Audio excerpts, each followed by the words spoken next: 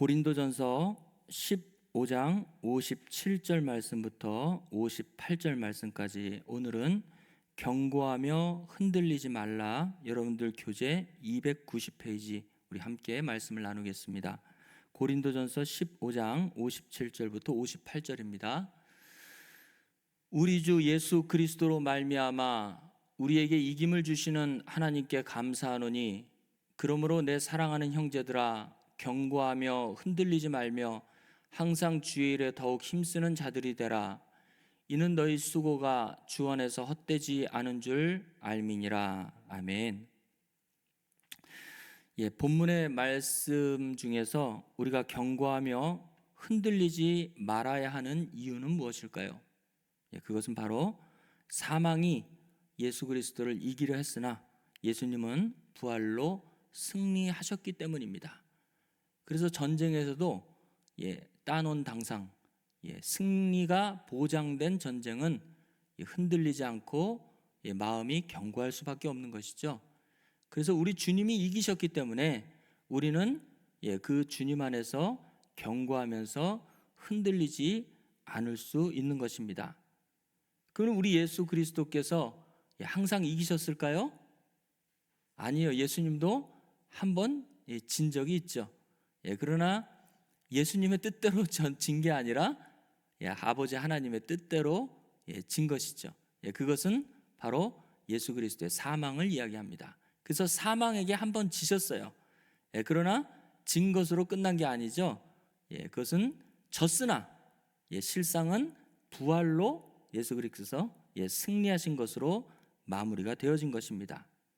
그래서 이 사망이라는 존재가 예수님을 이기려고 했으나 예수 그리스도께서는 사망에게 더 이상 매인바 될 수 없고 하나님께서 그를 다시 살리셨음으로 말미암아 사망을 이기셨다고 말씀할 수 있는 것입니다. 사망이 한 번은 이긴 것처럼 보였으나 종국적으로는 예수 그리스도께서 대역전의 승리를 하신 것이죠. 그게 바로 부활 사건입니다. 그래서 이 성경에서 먼저 이 사망이라는 이것이 우리는 사망하면 그 죽은 현상을 얘기해요. 몸과 영혼이 떨어져서 사람의 호흡이 끊어진 그 현상만을 죽었다라고 하는 그 육신적인 죽음만 자꾸 생각을 하는데 성경에서는 영적인 사망도 있어요. 영적인 사망. 그 영적인 사망이라는 것은 하나님과의 분리를 얘기하고 있는 건데 그 사망을 주장하는 놈이 누구냐? 하나님과 우리를 분리시키려고 하는 놈이 누구냐? 바로 그 사망 그 존재 자체인데 다른 이름으로 바로 마귀 사탄이라고 성경은 얘기하고 있는 것입니다. 그래서 이 사망이 한번 누구를 이겼기 때문에 기고만장해서 예수님을 이기려고 했던 것이죠. 그래서 사망이 누구를 먼저 이겼어요? 그렇죠. 에덴 동산에서 아담과 하와를 먼저 이겼어요. 그래서 그들이 930년을 살았으나 결국은 사망에게 질 수밖에 없어서 성경에서는 죽었더라 그렇게 얘기하고 있는 것이죠. 그래서 여호와 하나님께서 선악나무의 실과를 먹으면 너희가 반드시 정령 죽으리라 했잖아요. 그렇죠? 그래서 그들이 육신의 삶은 930년을 살았을지는 모르겠지만 하나님과의 분리된 삶이기 때문에 그 삶은 하나님의 관점에서 봤을 때에는 죽은 자의 삶이다 라고 성경은 말씀하고 있는 것이죠. 반면 예수님은 3년 반 동안 30년 35세 그 정도의 사람들은 죽었다고 얘기했는데 예수 그리스도께서는 그때 돌아가신 게 아니고 사실은 영생으로 마무리되어진 거죠. 그리고 예수님은 마리아를 통해서 태어나기 이전에도 창조주로서 먼저 계셨던 분이고 그 이후에도 영생하시는 분으로 우리는 알고 있는 것입니다. 그래서 먼저 사망이 어떻게 예수님을 이기려 했는지 같이 한번 살펴보겠습니다. 고린도전서 15장 55절부터 56절 말씀 같이 보겠습니다. 이것이 여러분들한테 정리가 되어야지만 여러분들이 경고하면서 흔들리지 않을 수가 있는 것입니다. 같이 볼게요. 사망아 너의 이기는 것이 어디 있느냐? 사망아 너의 쏘는 것이 어디 있느냐?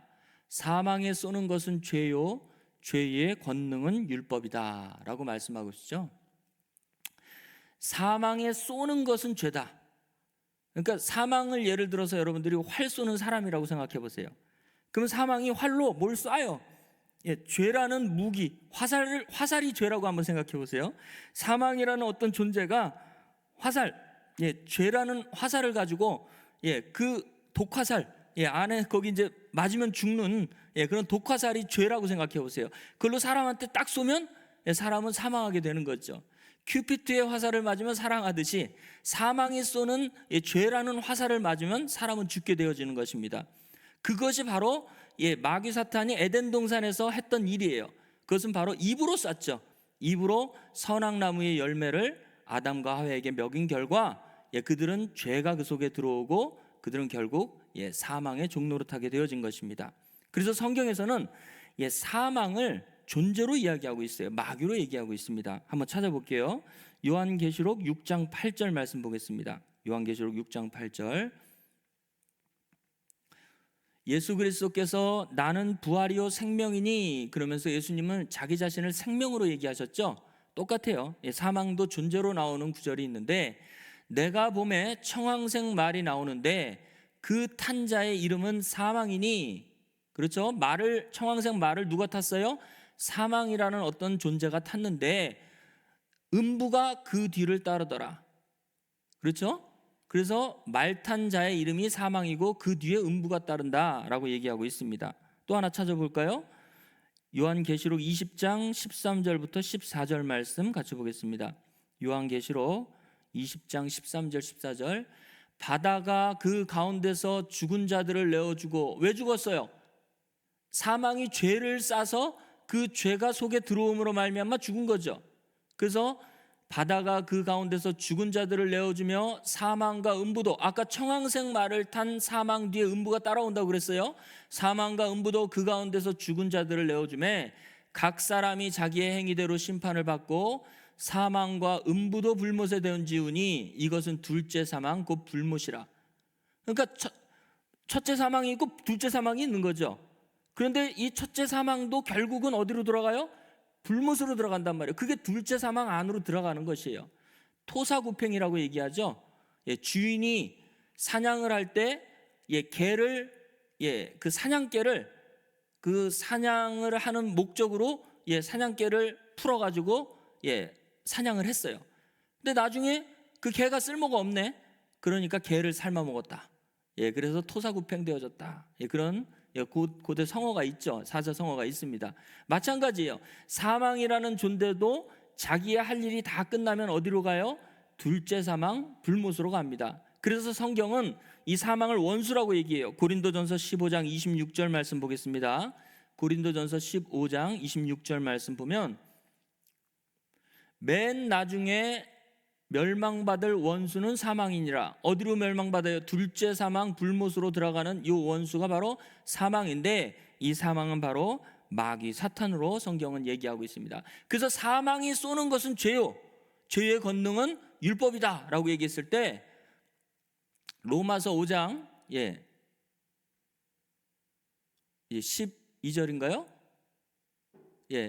그러므로 한 사람이 죄로 말미암아 한 사람으로 말미암아 죄가 세상에 들어오고 죄로 말미암아 사망이 왔나니 이와 같이 모든 사람이 죄를 지었으므로 사망이 모든 사람에게 이르렀느니라. 똑같죠?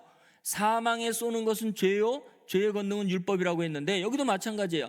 한 사람 첫사람 아담으로 말미암아 죄가 세상에 들어오고 나니까 아담 이후에 출생하는 모든 사람들에게도 죄를 가지고 태어나는 그 유전적인 죄를 가지고 있단 말이에요. 그래서 아담은 선악과를 먹었는데 그 이후에 출생하는 모든 자들은 선악과를 먹은 기억도 없는데 죄를 가지고 태어난단 말이에요. 사망이 왕노릇하는 그 가운데서 태어나게 되어지는 것입니다.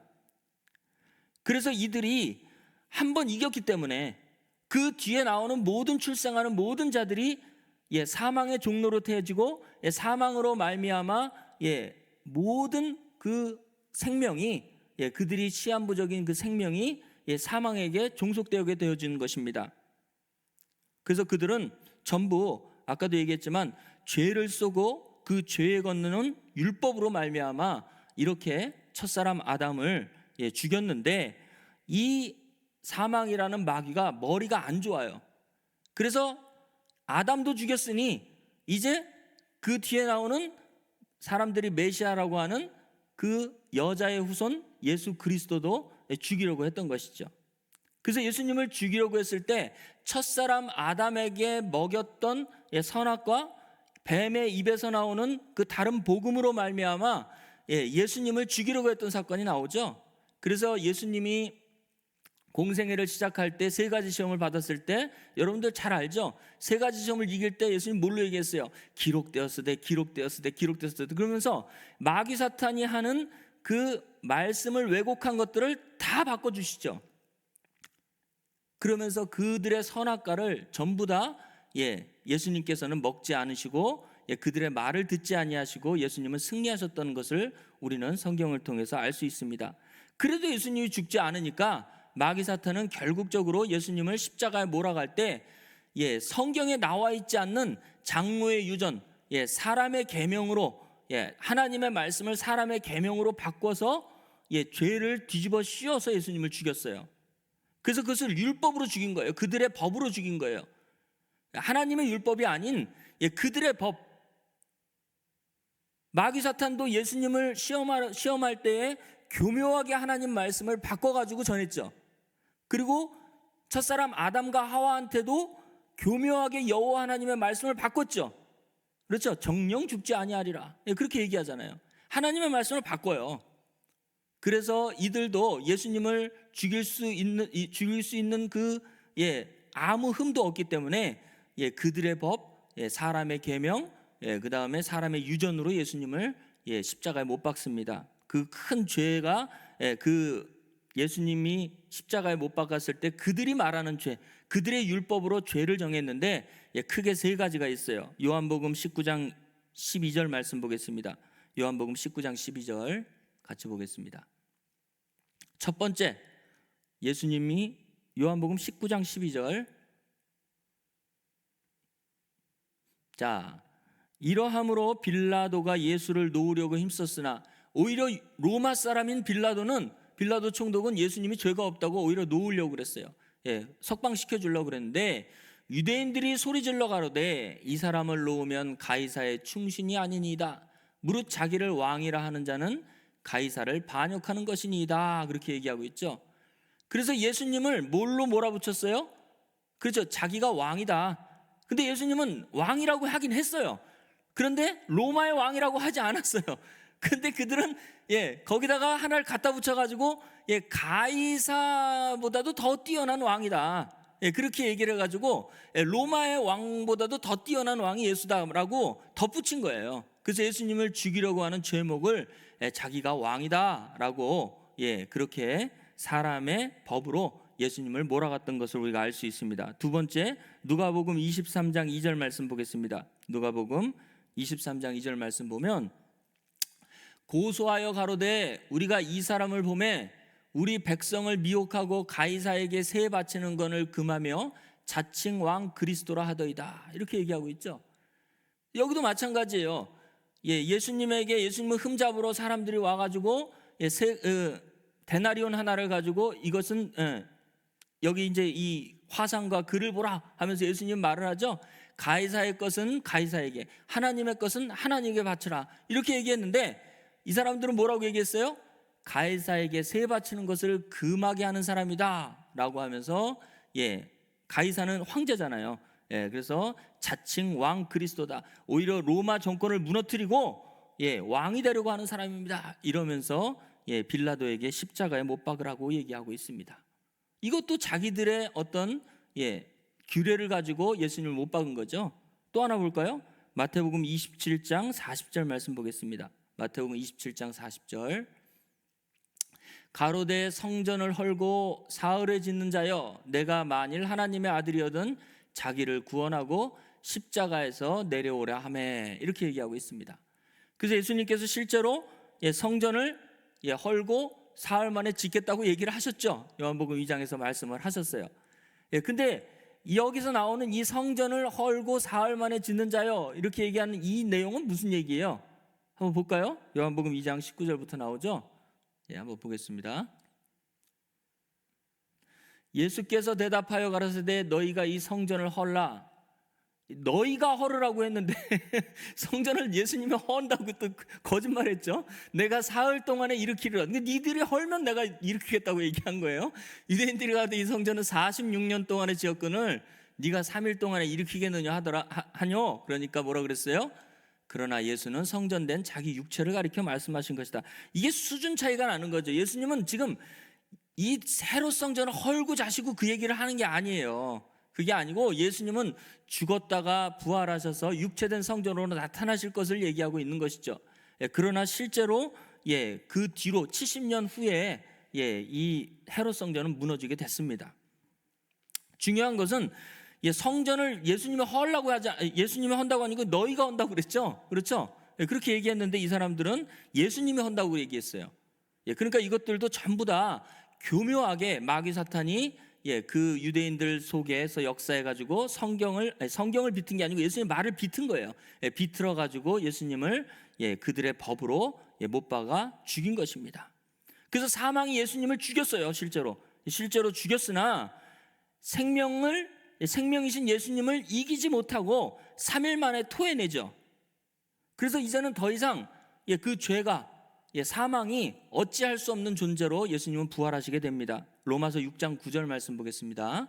로마서 6장 9절에 보면 이는 그리스도께서 죽은 자들 속에서 다시 사셨음에 다시 죽지 아니하시고 사망이 다시 그를 주장하지 못하는 줄 알미로라. 그렇게 얘기하고 있습니다. 예수님 속에 사망이라는 존재를 집어넣으신 분이 누구예요? 하나님이시잖아요. 쓴 잔을 먹였잖아요. 그렇죠? 예수님께서 겟세마네 기도를 하실 때에 아버지여 이 잔을 내게서 옮기시옵소서. 그게 사망의 잔이에요. 그 속에다가 사망을 집어넣으신 거예요. 그래서 예수님 죽었어요. 죽었는데 사흘 만에 다시 살아나셨죠. 그래서 예수님은 절대로 이제는 죽을 수 없는 존재가 됐죠. 그래서 예수님은 다시 사망이 주장하지 못한다고 성경은 얘기하고 있습니다. 그러면 예수님만 그럴까요? 여러분들도 마찬가지예요. 여러분들도 예수님과 함께 죽고 살아나면 이러한 놀라운 역사가 나타나는데 로마서 8장 11절 말씀 보겠습니다. 우리 스스로는 살 수 없어요. 그러나 예수 그리스도께서 우리를 살리셨어요. 예수를 죽은 자들 속에서 살리신 이의 영이 너희 속에 거하시면 그리스도 예수를 죽은 자들 속에서 살리신 아버지 하나님께서 너희 안에 계시는 그의 영으로 말미암아 너희의 죽을 몸도 살리시리라 라고 얘기하고 있죠. 살렸고 또 살리시리라. 또 하나 보겠습니다. 로마서 8장 9절 말씀 보겠습니다. 위에 절이죠. 8장 9절. 만일 너희 속에 하나님의 영이 거하시면 너희가 육신 애가 아니에요. 육신 안에. 지금 현재 너희 육신이 아니다 그런 얘기예요.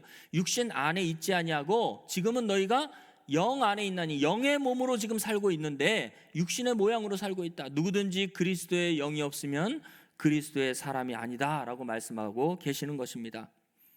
그래서 이 사망은 생명을 붙잡을 수가 없어요. 생명을 붙잡으면 사망은 터지게 돼 있어요. 생명이 너무 강력하기 때문에 사망 권세가 생명을 이길 수가 없는 거예요. 그래서 깨지게 되어 있는 거예요. 여러분들이 부활절에 보면 부활절 달걀이 캐톨릭에서부터 왔네 별소리가 다 있어요.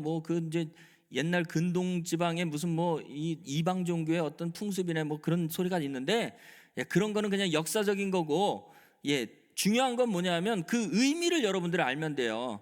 이 지금 부활절 때 우리가 계란을 먹잖아요. 그럼 계란을 먹는 이유가 뭐예요? 그 딱딱한 계란 속에 생명이 있단 말이에요. 그 생명이 있는데 그 생명이 시간이 지나면 그 딱딱한 계란의 그 표피를 뚫고 병아리가 태어나죠. 마찬가지예요. 사망이라는 존재가 생명을 가두려고 아주 딱딱한 그런 보호막, 딱딱한 어떤 장벽을 칠지라도 그것을 깨트리고 나오는 것이 하나님의 역사, 하나님의 순리란 말입니다. 그래서 제가 어떤 히어로 영화를 봤는데 그 영화에 보면 어떤 로봇가 있어요. 이 로봇은 불사신 로봇이에요. 이거 얼마나 센지 사람이 총을 쏘면 그 총알이 자기 몸속에 들어와 가지고 그것을 에너지화 시켜요. 그래 가지고 이 로봇이 더 세죠. 그러니까 이제 그냥 미사일을 쏘고 레이저를 쏘고 그래요. 전기 충격을 하고 그러는데 오히려 그런 모든 그 무기들의 그 에너지가 이 로봇을 더 강하게 만들어요. 그래가지고 더 세지고 더 커져요. 그래서 더 이상 감당할 수가 없어. 예, 그렇게 엄청난 괴물인데, 예, 주인공 히어로가 이 로봇한테, 예, 손으로 에너지를 쫙 발사를 하는 거예요. 근데 처음에는 이 로봇가 그 에너지를 받고 점점 더 강대해지고 더 커지는 것 같은데, 엄청난 에너지를 더 발사하니까 이 로봇가 감당할 수가 없어, 그 에너지를. 그러더니 로봇가 뻥 터져버리더라고요. 예, 마찬가지예요. 사망이라는 존재가 이 생명을 가둘 수 있는 것처럼 보이지만 예수 그리스도께서는, 예, 사망의 권세를 깨트리고, 예, 부활하신 것입니다. 그래서 감당할 수가 없어요. 그래서 예수님의 제자 중에 가룟 유다가, 지난번에도 한번 말씀드렸는데, 예수님을 떠날 때에 밤이더라 그랬어요. 그의 마음의 상태가 밤이 된 거예요. 어두움이 그 속에 역사하고 난 다음에 예수님을, 예, 자기가 선생을 팔은 그것을 보고 회개했다는 말이 없어요. 그래서 목매달아 죽어서, 예, 창자가 다 흘러내렸다, 그렇게 나오죠. 그 창자라는 말이, 예, 그 안에 있는 내장 창자도 있지만 그 말뜻, 그 어휘 자체에 마음이란 뜻도 있어요. 마음, 스프랑크논 해가지고 마음이란 뜻도 있어요. 심장이란 뜻도 있어요. 그 마음에 있는, 예, 하나님의 말씀을 받은, 예, 예수 그리스도로부터 3년 반 동안 제자로서 하나님의 말씀을 받았던 그것이, 예, 예수님을 떠나고 난 다음에, 예, 감당할 수가 없어서 그 말씀이, 예, 그 속에서 터져나간 거예요. 하나도, 예, 그의 소유가 될 수 없는 것입니다. 그래서 그걸 죽음이라고 얘기하죠. 영적으로 봤을 때. 실제로도 죽었어요. 그래서 가룟 유다가 창자가 다 쳐졌다는 것은 그의 마음이, 예, 하나님의 말씀을 감당할 수가 없기 때문에, 예, 그 속에서, 예, 터져서, 예, 결국은 하나님의 말씀이 없는 상태로 죽은 것으로, 예, 그렇게 풀이해석할 수 있습니다. 그래서 다시 보겠습니다.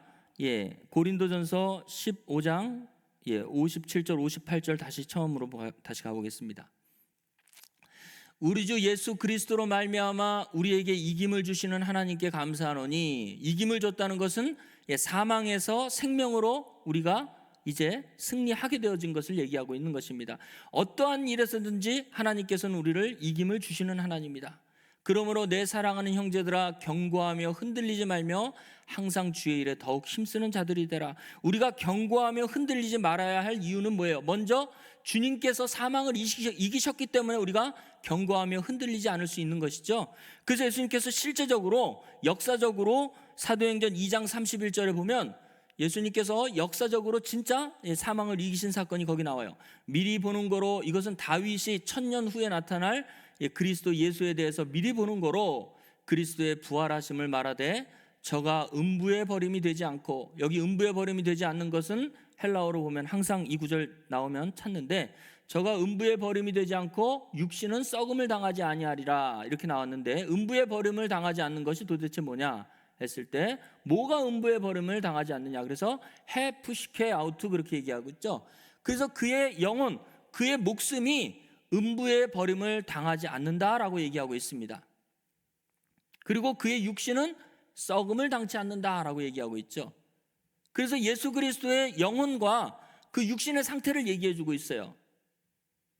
마귀 사탄은 예수님을, 예, 죽이면 예수님의 목숨이, 예, 음부에 떨어져서, 예, 거기에서 예수님은 영영 나오지 못할 것으로 얘기했는데, 하나님께서는 음부에 계속 버림을, 예, 버려두지 아니하시고 그를 다시 살리셨죠. 그래서 음부에서 나오신 거예요. 문빗장을 깨시고 나온 거죠. 그리고 육신은, 예, 돌무덤에 있었으나 썩음을 당하지 아니하리라. 이게 예수님의 부활 사건이에요. 그러면 우리도 마찬가지예요. 예, 이 혼이라는 그 목숨 안에 마음이 있고요, 마음 안에 영이 있어요. 근데 우리의 영은 예수 그리스도를 만나기 전에, 우리가 첫째 부활에 거듭나기 전에는 우리가 어떠한 상태로 있었는지 성경은 이렇게 얘기하고 있습니다. 에베소서 2장 1절부터 2절 말씀, 2장 1절에서 2절 말씀 보면 우리가 영으로 죽었다고 얘기하고 있어요. 너희의 허물과 죄로 죽었던 너희를 살리셨도다. 앞으로 죽을 것이 아니고 과거에 이미 죽었다. 우리가 태어날 때부터 죽었다. 그렇게 얘기하고 있죠. 그때에 너희가 그 가운데서 행하여 이 세상 풍속을 쫓고 공중의 권세 잡은 자를 따랐으니 곧 지금 불순종의 아들들 속에서 역사하는 사탄의 영이다. 사망이라는 그 존재가 우리 속에 거하고 있기 때문에 우리는 에베소서 2장 1절에 죽었다라고 얘기하고 있습니다. 그러나 우리를 사망 가운데 내버려 두지 아니하시고 우리를 사망에서 살리신 주님의 이기심을 통하여서 우리도 부활의 영광에 동참하게 되어진 것이죠. 그럴 때 우리의 영이 어떻게 변화됐어요? 로마서 8장 9절 말씀 보겠습니다. 이제는 우리를 지배하는 영이 공중권세 잡은 사탄의 영이 아니에요. 우리를 지배하는 영이 바뀌었어요. 로마서 8장 9절. 너희 속에 하나님의 영이 거하시면 너희가 육신 안에 있지 아니하고 영 안에 있나니 누구든지 그리스도의 영이 없으면 그리스도의 사람이 아니다 라고 얘기하고 있습니다. 우리 속에는 어느 영이 있어요? 그리스도의 영과 하나님의 영과, 여기는 안 나와 있지만 성령 하나님의 영이 같이 있죠. 그래서 성부와 성자와 성령이 우리 안에 내주하게 되어지는 것이에요. 아까 공중권세 잡은 사탄의 영은 우리 속에 있을 수가 없어요. 삼위일체의 영이 우리와 함께 계시는 그러한 상태로 우리는 만들어지게 되어졌습니다. 그래서 우리의 목숨은, 우리의 영혼은 그러면 어떻게 되어졌을까요? 에베소서 5장 30절부터 31절 말씀 보겠습니다. 에베소서 5장 30절에서 31절 보면 우리의 영혼이 어떻게 되어졌는지 여기 나옵니다. 우리는 그의 몸의 지체임이니라. 이러므로 사람이 부모를 떠나 그 아내와 연합하여 둘이 한 육체가 될지니 이 비밀이 크도다. 내가 그리스도와 교회에 대하여 말하노라 라고 얘기하고 있습니다. 그래서 다시 윗절로 올라가 보세요. 자, 사람이 부모를 떠나 그 아내와 연합하여 그 둘이 한 육체가 될지니라 이렇게 얘기했어요.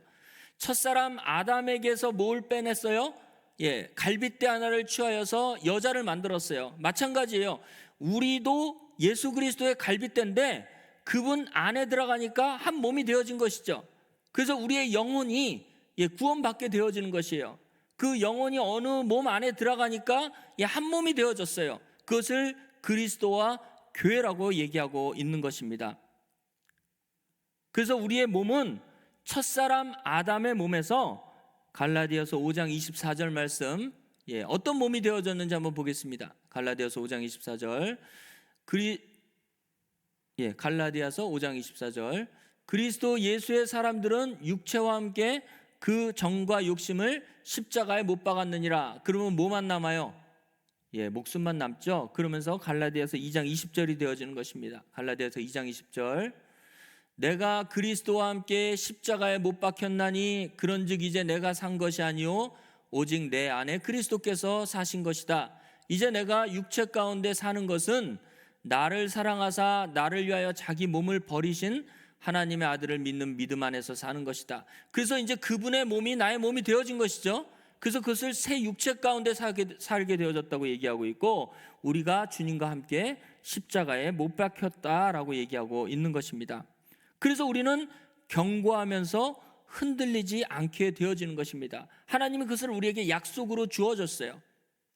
그래서 우리는 언약하면, 그 언약이라는 말을 사실 이게 결혼식 때 신랑과 신부에게 언약하잖아요. 우리가 말로 약속하잖아요. 그래서 언약이라는 그 단어 자체가 뭔가 좀 있는 것 같아. 그래서 언약이라는 말을 하면 좀 숭고하고 거룩해 보여요. 근데 언약이나 약속이나 똑같죠? 하나님이 우리에게 약속했다, 하나님이 우리에게 언약했다, 똑같은 얘기예요. 말로 약속한 게 언약이에요.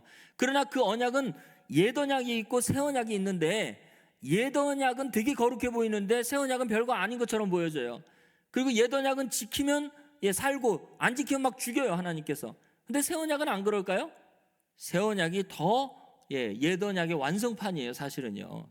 그것은 인간이 할 수 없는 거예요. 옛 언약은 육신의 약속이기 때문에 행위로 뭔가 하면 되는데, 새 언약은 사람이 할 수 없는 거예요. 아버지 하나님께서 예수 그리스도를 통해서 해줘야지만 그 언약을 지킬 수 있는 거예요. 우리는 언약을 지킬 수 있는 능력이 0.0001%도 없어요. 그래서 우리는 그것을 이제 신학적으로 뭐라고 얘기하면 무능력하다, 절대 무능력하다, 그렇게 얘기하고 있어요. 절대 무능력하다, 그렇죠? 완전히 무능력하다, 능력이 없다라고 얘기합니다, 신학적으로는. 그래서 우리에게 주실, 우리가 흔들리지 말아야 되는 것은 하나님께서 약속하셨기 때문에 그런 거예요. 한번 찾아볼까요? 히브리서 6장 16절부터 19절 말씀 보면 하나님이 우리에게 약속을 해주셨어요. 사람들은 자기보다 더 큰 자를 가리켜 맹세하나니 맹세는 저희 모든 다투는 일의 최후의 확정이니라. 하나님은 약속을 기업으로 받을 자들, 우리죠, 우리에게 그 뜻이 변치 아니함을 충분히 나타내시려고 그 일에 맹세로 보증하셨나니. 여러분들 어떤 그 위대하신 분이 자기의 약속을 맹세로 보증까지 하셨어요. 이거 엄청난 사건이에요, 여러분들. 맹세로 보증한 거는 우리의 뭘로 보증한 게 아니에요. 사실은 주님을 걸고 보증한 거예요, 사실은. 한번 보겠습니다. 이는 하나님이 거짓말할 수 없는 이 두 가지 변치 못할 사실을 인하여 앞에 있는 소망을 얻으려고 피하여 가는 우리로 큰 안위를 받게 하려 하심이니라. 우리가 이 소망이 있는 것은 영혼의 닭 같아서 튼튼하고 견고하여 휘장 안으로 들어가나니. 그렇게 그리로 앞서가신 예수께서 멜기세덱의 반차를 쫓아 영원한 대제사장이 되어 우리를 위하여 들어가셨느니라. 그렇죠? 먼저 예수님이 먼저 들어가셨고, 그 다음에 한 절 더 위로 올라가 볼게요. 우리가 이 소망을 갖는 것은 영혼의 닭 같아서 튼튼하고 견고하여 휘장 안으로 들어간다고 했습니다. 그 소망은 뭐예요? 바로 휘장 안으로 들어가는 소망이죠.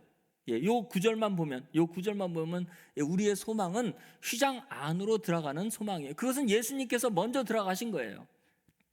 그것을 하나님께서는 약속을 맹세로 말씀하셨다, 그렇게 얘기하고 있는 것입니다. 그래서 여러분들 찬송가에 보면 제가 노래만 불러드릴게요. 무섭게 부는, 그 찬양이 어떻게 되죠? 그렇죠.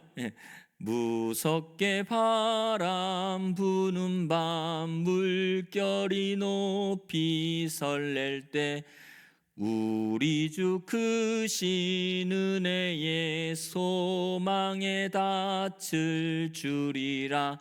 굳건한 반석이시니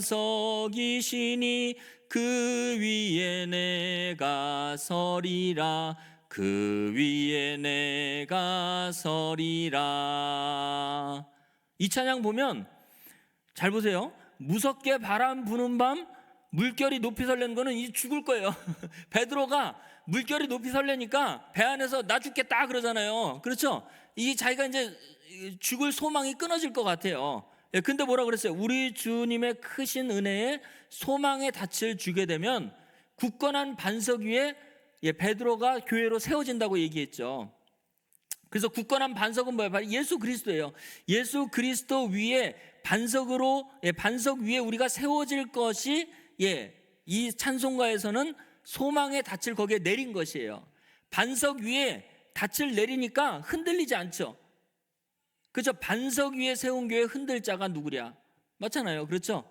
그러니까 닻이라는 것은 배가 정박할 때 바닥에다가 큰 쇠뭉치를 떡 내리잖아요. 그럼 배가 흔들리지 않죠?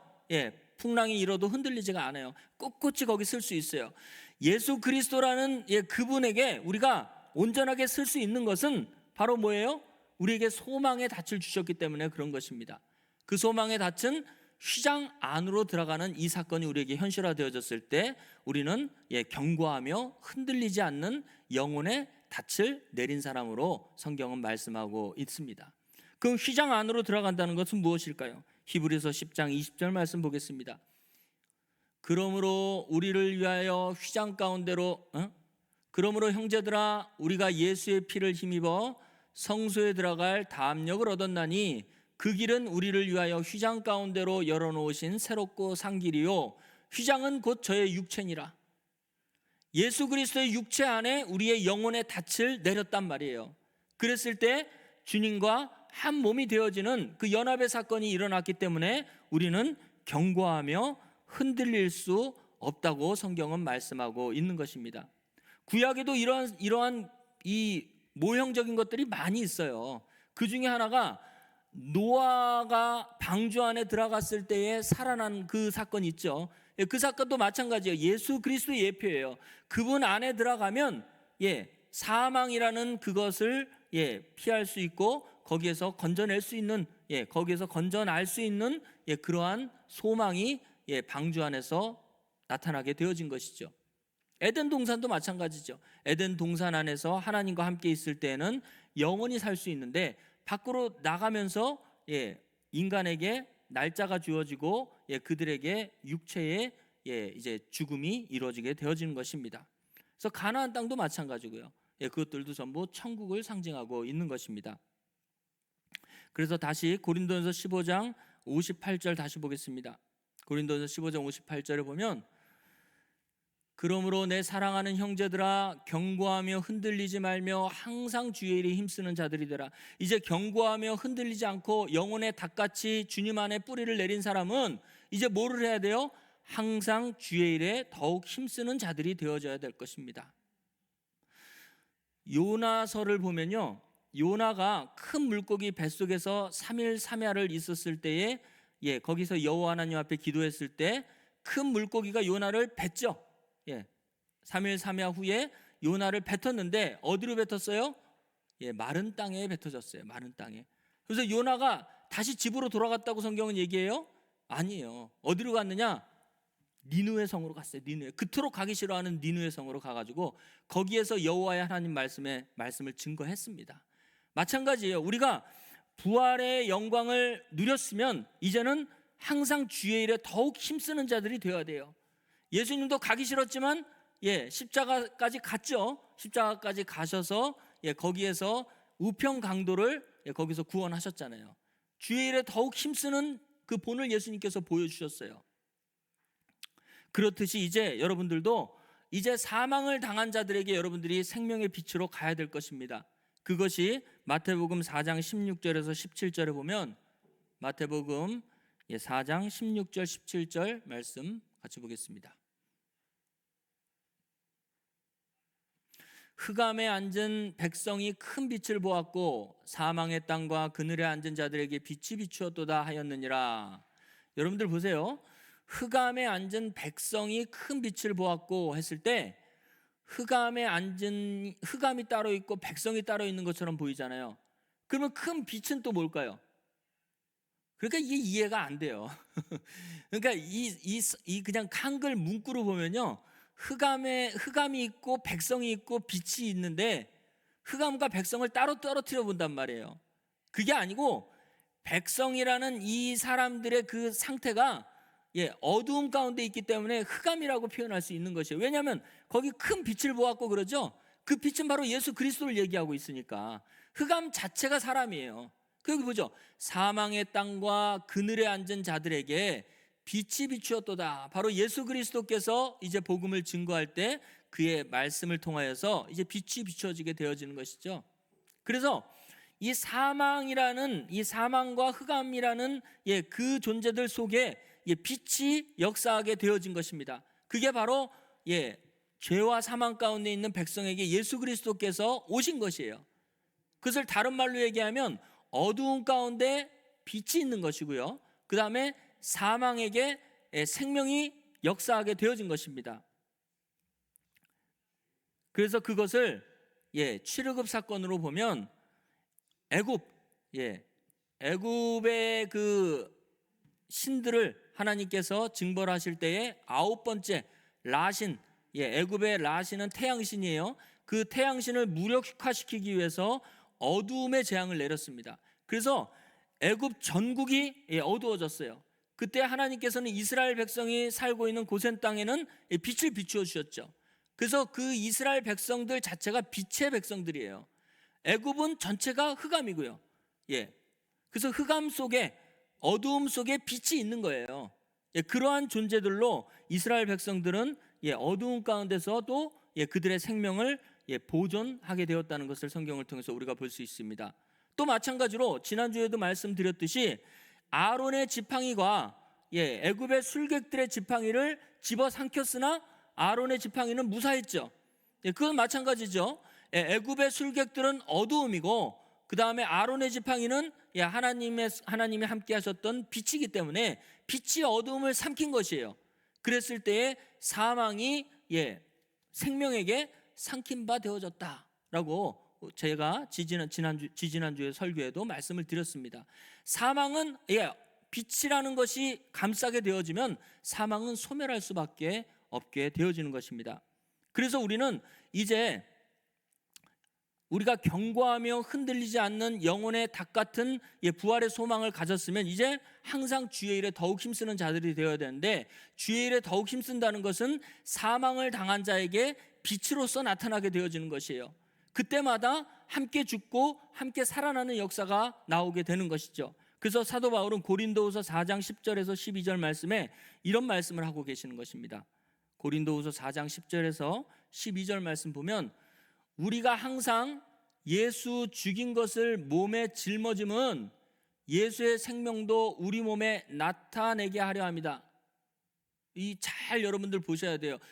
여러분들은 항상, 이제 주 안에 있는 여러분들은 항상 예수 죽인 것을 몸에 짊어졌다고 얘기하고 있죠. 그래서 예수 죽인 것이 항상 몸에 짊어졌다는 것은 바로 우리가 십자가를 가지고 있는 거예요. 여러분들이 예수의 죽고 살아난 그 십자가가 여러분들 속에 있다는 거예요. 그래서 자기 십자가를 지고 따르라고 얘기하는 것이죠. 근데 이건 죽음으로 끝난 게 아니고 예수의 생명이 우리 몸에 나타나는 것이죠. 그러나 이 생명은 우리에게 지금 나타났는데 앞으로 나타날 것이라고 했을 때 우리가 영화로운 몸으로 변화될 것으로 미래 사건으로 얘기하지만, 지금 우리에게 생명이 있다고 얘기하잖아요. 요한복음 3장 16절에. 그렇죠? 그래서 여러분들이 생명을 갖고 있기 때문에 생명을 또 우리 산자가 항상 예수를 위하여 죽음에 넘기움은 예수의 생명이 또한 우리의 죽을 육체에 나타나게 하려 함이라. 그러면서 그런즉 사망은 우리 안에 역사하고 생명은 너희 안에서 하느니라. 잘 보세요. 사망은 우리 안에서 역사하고 생명은 너희 안에서 하느니라. 이 말씀이 어떤 말씀이에요? 복음을 전함을 받을 자들은 이제 생명이 그 속에 역사하려면 생명을 가진 우리가 복음을 증거해야 되죠. 그러면 그들에게는 생명이 역사가 되어지지만 우리에게는 마치 사망을 감싸 안았기 때문에 우리가 사망을 당한 자처럼 보일 수 있다는 것이에요. 마치 예수 그리스도께서 모든 사람들의 죄를 사함을 받기 위해서 십자가에 못 박히신 사건과 마찬가지입니다. 그러나 사망이 생명을 삼킬 수 없듯이 생명이 사망을 완전히 이기시는 역사가 나타나게 되어진 것입니다. 그래서 사도 바울은 나는 매일 죽노라 라고 얘기하는 것입니다. 사도 바울이 또 죽고 또 죽는 얘기가 아니고 복음을 증거할 때마다 그리스도의 십자가, 죽고 살아나는 역사가 그들에게 나타나니 바로 사도 바울에게는 항상 사망은 우리 안에서 역사한다 라고, 나는 매일 죽노라 라고 말씀할 수 있는 것입니다. 우리가 항상 주의 일에 힘쓰는 자들이 되어지고 더욱더 우리가 견고하며 흔들리지 말고 항상 복음을 증거할 수 있는 여러분들이 되셔야 되는 것입니다. 앞으로도 이제 우리가 주님 안에서 부활의 참 소망을 여러분들이 누렸으면 항상 견고하고 흔들리지 말고 주의 일에 힘쓰는 여러분들이 되시기를 주의 이름으로 축원합니다.